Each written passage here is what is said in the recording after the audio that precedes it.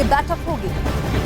और बताया जा रहा है कि आज संसदीय स्थायी समिति की बैठक होने वाली है और इसमें विधि आयोग अपने 180 पन्नों के विमर्श पत्र के साथ पेश करेगा और ये विमर्श पत्र यूनिफॉर्म सिविल कोड की एक झलक है, जिस पर सभी दलों के साथ बैठक में चर्चा हो सकती है। तो ये बड़ी अपडेट इस वक्त की आपको बता दें, संसद की स्थायी समिति की आज दोपहर 3 बजे बैठक होगी और ये सुशील मोदी की अध्यक्षता में होगी और इसी के मद्देनजर लॉ कमीशन से भी सुझाव मांगे गए हैं और आपको बताते चले कि आम जनता से भी 14 जुलाई तक इस पर सुझाव देने के लिए कहा गया है।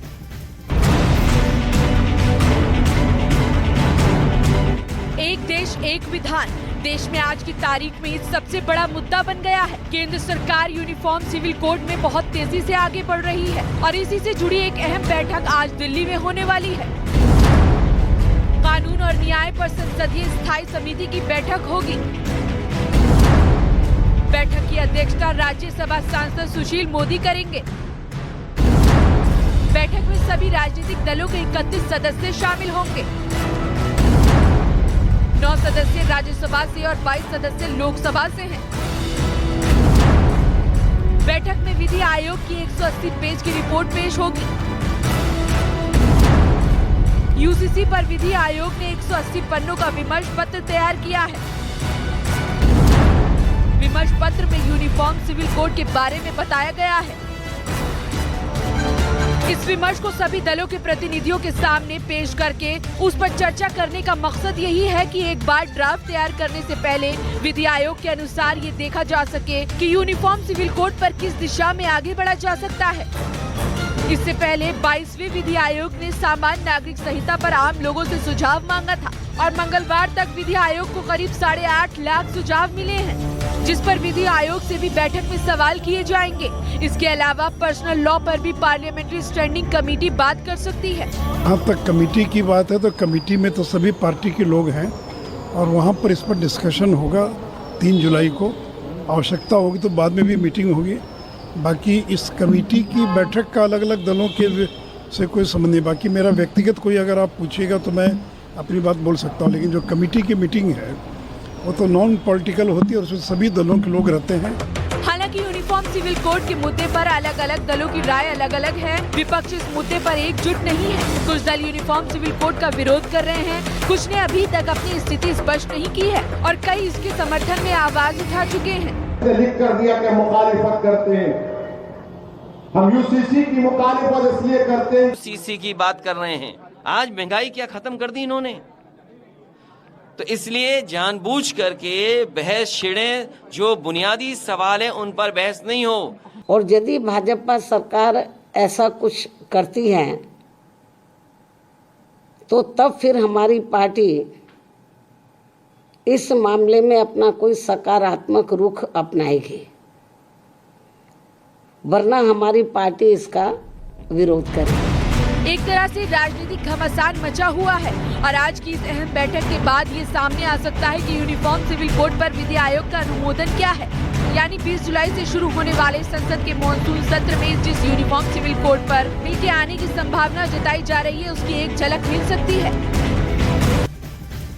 और यूनिफॉर्म सिविल कोड पर अलग अलग पार्टियों की अभी अलग अलग राय जरूर है और अधिकतर पार्टियां पहले यूनिफॉर्म सिविल कोड का मसौदा देखना चाहती हैं। उद्धव ठाकरे की शिवसेना भी यूनिफॉर्म सिविल कोड का समर्थन करती है, लेकिन उन्हें भी ड्राफ्ट का इंतजार है और जिसकी झलक आज की बैठक में देखने को मिल सकती है।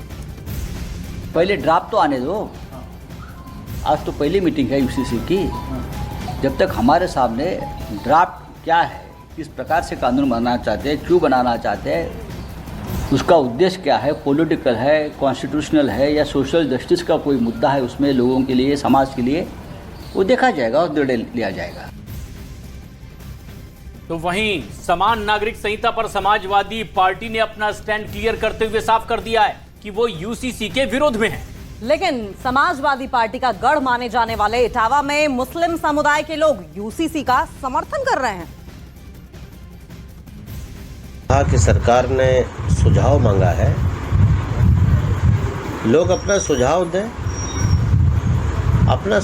दें, माहौल ख़राब न करें, ऐसे वैसे मज़ामीन ना लिखें। अगर वो बेहतर है तो उसके ऊपर सभी लोगों को अपना अंगूठा लगाना चाहिए, उसको समर्थन करना चाहिए। लेकिन इस कानून के आने पर किसी को रोज़े से, नमाज से, हज से नहीं रोका जा रहा है। और वहीं उत्तराखंड आजादी के बाद भारत का पहला राज्य हो सकता है जहां पर सबसे पहले यूसीसी लागू कर दिया जाए, क्योंकि वहां ड्राफ्ट तैयार है और उत्तराखंड के सीएम दावा भी कर चुके हैं कि अब प्रदेश में यूसीसी आकर ही रहेगा। लेकिन इससे धार्मिक रीति रिवाजों में बदलाव करने का उनका कोई इरादा नहीं, ये बात भी जाहिर की गई। इस पर हम किसी के भी जो है जो चले आ रहे कस्टम है उनको बदलने वाले नहीं हैं। और वैसे तो ड्राफ्ट जब आएगा तो ड्राफ्ट बनाने वाली कमेटी ने देश भर के लोगों से बात की है। लॉ कमीशन भी उसमें सबसे बात कर रहा है। उससे पहले 2,35,000 लोगों से उनके मत यूसीसी कमेटी ले चुकी है। विभिन्न धार्मिक संगठनों के लोगों से, विभिन्न सामाजिक संगठनों के लोगों से, अनेक स्टेक होल्डरों से भी लगातार कमेटी ने बात की है और सभी के मत ले लिए हैं। उस पर कमेटी अपना कंक्लूजन कर रही है। कमेटी की एक बार रिपोर्ट आ जाएगी तो उसके बाद उसमें जो भी और विधिक परीक्षण होना है या और जो भी कानूनी रूप से किया जा सकता है, संवैधानिक रूप से किया जा सकता है, उस पर पूरी चर्चा के बाद, पूरा उसका आकलन करने के बाद उस पर आगे कार्रवाई होगी। और अब बात बारिश की कर लेते हैं। बिहार में मौसम विभाग ने भारी बारिश का अलर्ट जारी कर दिया है। मौसम विभाग के मुताबिक बिहार के 12 जिलों में भारी बारिश हो सकती है। सुपौल, अररिया, किशनगंज, पूर्णिया, कटिहार और मधेपुरा में भारी बारिश का ऑरेंज अलर्ट जारी कर दिया गया है, जबकि वैशाली, दरभंगा, समस्तीपुर, सहरसा, भागलपुर और बांका में येलो अलर्ट जारी किया गया है। 12 जिले ऐसे जहां पर अलर्ट जारी कर दिया गया है। अगले आने वाले 12 घंटों में जबरदस्त मूसलाधार बारिश बिहार के इन इलाकों में हो सकती है।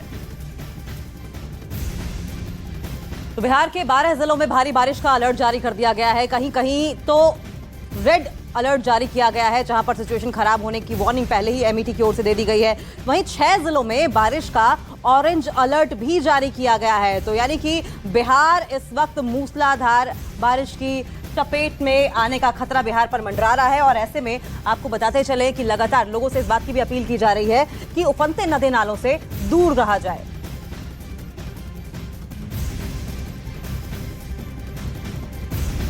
बात इस वक्त की एक और बड़ी अपडेट की कर लेंगे। बिहार के कई जिलों में भारी बारिश का अलर्ट जारी कर दिया गया है। कई जगह नदियां उफान पर हैं। बगहा में गंडक नदी का जलस्तर खतरे के निशान से ऊपर है, जो आसपास के इलाकों को काट रही है। कटान के डर से नदी के किनारे के गांव वाले काफी डरे हुए हैं और सुरक्षित जगहों की ओर जा रहे हैं। नदी का कटान रोकने के लिए प्रशासन भी अलर्ट है। वहीं दूसरी ओर भारी बारिश की वजह से भागलपुर रेलवे स्टेशन के पास की दीवार गिर गई, जिसके कई दुकानों को नुकसान पहुंचा है, जिसकी वजह से और इधर